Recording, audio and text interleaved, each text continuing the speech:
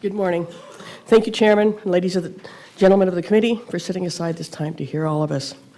Hello, my name is Katrina McKayless. I'm born, raised, and a State University educated native. 60 years ago, my adoptive parents fought to have white placed on my birth certificate. Listed this way because of the prevailing prejudices and hatred against Asians. As you can see, I am not white.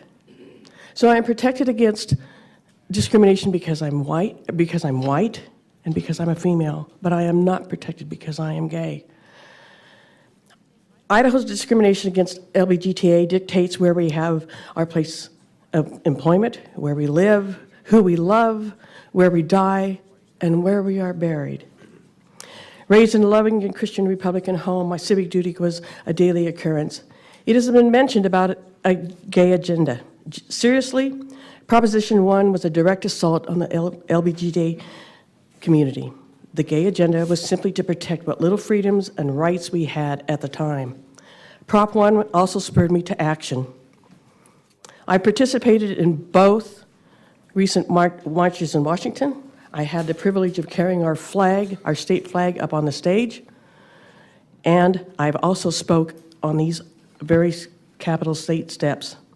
I've also been head of the largest gay and lesbian community in the state of Idaho, and as Secretary Treasurer for the Decline to Sign, I have had death threats. Okay, it does happen. Discrimination is not something that is minimal in the state of Idaho. My childhood dream was to become a teacher, so I pursued a Bachelor of Science in education. While doing so, my student teaching, I witnessed many lives, relationships, and families destroyed by the Boise 7 incident. Friends, especially teachers, lived in fear of losing their jobs, their homes, and well-being just because of their sexual orientation. Sadly, 38 years later, they still live in fear. It has nothing to do with their job performance. It has everything to do with their personal lives. I knew back then that I could never teach for a state agency that could just toss me out for being a lesbian.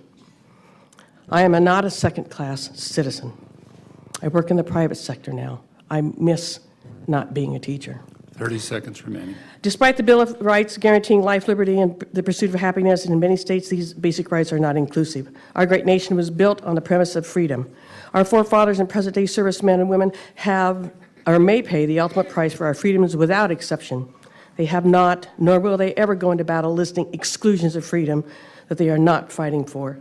I wholly believe that adding the words, these 4 words, guarantee freedom. I believe in the separation of church and state, okay? The timer has sounded, Okay, so thank please you. wrap it up.